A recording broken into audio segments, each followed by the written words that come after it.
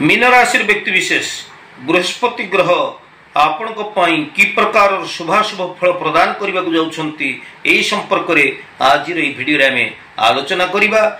तेबे आपण जानिचंती जे वृष राशि रे बृहस्पति थिले एबे वृष राशि को छाड़ी 2025 मसीहा मे मास 14 तारिख रात्र 10:33 समय मृगशिरा नक्षत्र मिथुन राशि को संचार हवा को जाउछंती।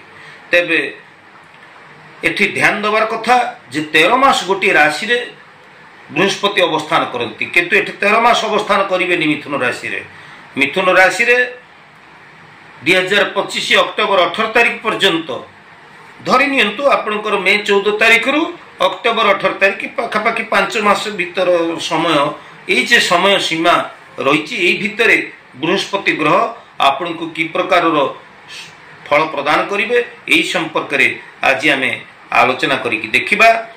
आमर शास्त्र प्रमाण दिए जे जन्मराशु सुराचार्य राम राजा वनंगता तृतीय च बलिर्बद्ध चतुर्थे विंशलोचन द्वादशे सगर राजा दशमे मधुकैटभे अष्टमे कुरु राजा च षष्ठे कर्ण निपातिता।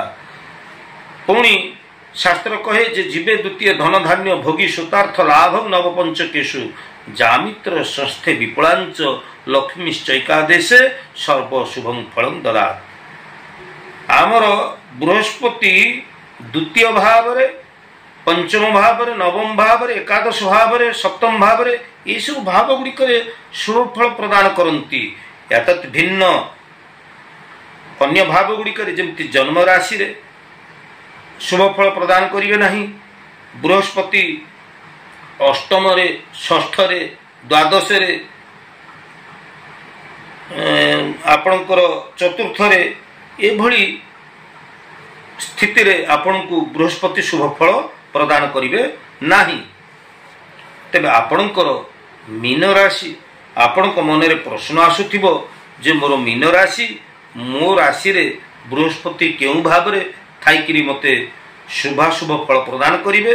आपणकर चतुर्थ भाव को बृहस्पति आसी जिवे। आपण देखो तो आपण निजे गणी करी जानि परिवे आपणकर मीन राशि आपणक स्व राशि ठारू निज राशि ठारू मीन ठारू आपण गणी जानतु मीन को जाए मिथुन जाके गणिबे कारण मिथुन राशि को बृहस्पति आसुचंती। तेणु मीन मेष वृष मिथुन केते हला 4 हला। तेणु चतुर्थ भाव को बृहस्पति आपणकर आसीबे। तेणु चतुर्थ भाव बृहस्पति आपण को क्यों प्रकार फल देबे आसंतु आमे आलोचना करी जानिबा। प्रिय मीन राशि व्यक्ति विशेष आपणकर चतुर्थ भाव जे रहिचंती आसुचंती बृहस्पति ए समय भितर मे 14 तारिख रु अक्टोबर 18 तारिख मध्य आपण टिके सतर्क रुहंतु निजर स्वास्थ्य पई आपण सचेतन रुहंतु। ठंडा आलस्य दुर्बलता मेदबहुलता उदरजनित समस्या निद्राहीनता मानसिक अवसाद मानसिक चिंताग्रस्त हवा एवं अत्यधिक चिंताशील चिंतामग्न हवा ये सब द्वारा आपण टिके व्यतीत हो पारंती। आपणकर स्वास्थ्य मानसिक अवस्था उपरे आपण विशेष भाव रे जत्नशील रहिबा पई मु निश्चित भाव रे कहिबी। तेबे आर्थिक क्षेत्र रे आपण टिके मांदा अवस्थार सम्मुखीन हो पारंती। कर्म क्षेत्र रे पथरोधर सम्मुखीन हो पारंती। विद्यार्थी माने चंचल मना हो पारंती। निष्ठा एकाग्रता आग्रहर विद्या पठन प्रति आग्रहर अभाव देखा जाई पारे।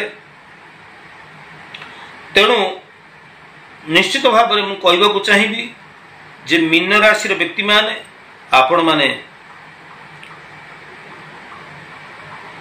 टिके जोग प्राणायाम करंतु सुस्थ रहिबा पई सबुज पनीपरिबा प्रचुर परिमाण रे पानी पियंतु, सबुज पनीपरिबा खांतु, योग करंतु, प्राणायाम करंतु, व्यायाम करंतु, निजर स्वास्थ्य पई विशेष यत्नशील होंतु एवं मानसिक चिंता को आपण टिके कमांतु।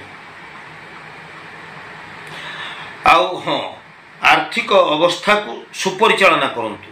पुंजी निवेश करने आगु वाणिज्य व्यवसाय आदि क्षेत्र में आपण टिके भावी चिंती पुंजी निवेश करंतु।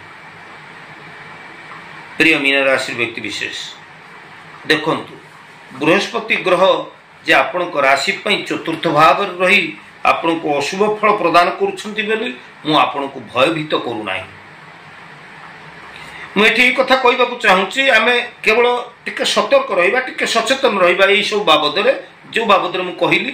तेबे आमर महाभारतर दान धर्म पर्व कहुई केवल ग्रह नक्षत्र न करोति शुभाशुभम स्वल्पमात्मा कृतकर्म ग्रह बाद लोकाई। केवल ग्रह नक्षत्र आमर जे आमको शुभ अशुभ फल प्रदान कर पकाती ता नुहे, बरं आमर कर्म को लेकिरी आमर ग्रह से तार यथार्थ फल आमको प्रदान करिथा। तेणु प्रथम विचार करने दरकार जे आमर कर्म केमिति, आमर कर्म भल तो आम जदि सत्कर्म करिबा, उचित कर्म करिबा, निष्ठापर कर्म करिबा एवं आमे भगवान को सतत मन भितर स्मरण रखिबा, ताहले बृहस्पति जेते अशुभ हेले मध्य से कौन सी अशुभ फल प्रदान करिवे नाही। दर्शक बंधु, एठी जते चतुर्थ बृहस्पति कथा मु आपण को कहूची, अशुभ फल प्रदान करिवार कथा कहूची। गोचर मतरे जदि आपणकर जन्म जातक रे बृहस्पति तुंग अवस्था रे बलवान अवस्था रे स्वक्षेत्र रे शुभ स्थिति रे जदि बृहस्पति रहिचंती जन्म जातक रे, एने चतुर्थ भाव रे बृहस्पति गोचर मतरे आसिले मध्य एई गोचर रो जो अशुभत्व को यह ह्रास कर दिए, एई अशुभ फल आपण को मिले नाही। जदि आपणकर जन्म जातक रे बृहस्पति अस्त अवस्था रे, वृद्धावस्था रे, पीड़ित अवस्था रे, दुर्बल स्थिति रही, एणे बृहस्पति गोचर रे अशुभ स्थिति का आसुचंती, ताले एपरि क्षेत्र रुहे तो आपण को अशुभ फल मिली पारे। तेबे आमर अशुभ निराकरण पई आमे कोन करिबा? अशुभ निराकरण बृहस्पतिंकर अशुभ निराकरण पई आपण स्नान जल रे टिके हलदी मिसई प्रत्येक दिन स्नान करंतु। स्नान करि सारिबा परे जदि आपणक बारी घरे कदली गछ अछि, जदि आपणकर बालकोनी रे बा आपणकर बारी घरे आपण जदि कदली गछटी रखिचंती, कदली गछ मूले आपण गुरुवार दिन टिके जल अर्पण करंतु एवं आपण भगवान विष्णु को टिके स्मरण करंतु। जदि कदली गछ उपलब्ध नाही, कदली गछ मूले आपण जल दान करि न पारुछंती, ताहले गोटे पाचेला कदली आपण गाई होंतु, बाछुरी होंतु, बलद, षंढ, गोरु, से कौनसी गोरु को आपण गोटे पाचेला कदली टे खुआई दे भगवान श्री जगन्नाथ शरणापन्न होंतु, तांको स्मरण करंतु। यह द्वारा आपणकर बृहस्पति ग्रह अनुकूल अवस्था को आसी जिवे। अंतत पक्षे आपण 5 गुरुवार कदली टे खुआई दियंतु, पाचेला कदली टे खुआई दियंतु गोरु को। भगवान को वासुदेव को स्मरण करंतु। गाधुआ जल रे आपण हलदी टिके मिसई स्नान करंतु।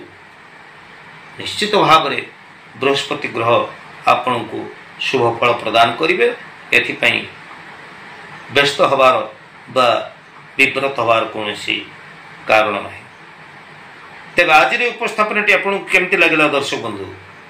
ज्योतिष, वास्तु एवं धर्म विषय को मोर ऐतिहासिक चैनल को जदि आप नुआक विजिट कर मोर वीडियो आपण मान उपादेय पूर्ण हो पारुथिले, निश्चित भाव में आप सब्सक्राइब करेंगे, लाइक करेंगे एवं आपणकर प्रिय परिजन पाई मोर वीडियो को बहु परिमाण में शेयर करेंगे।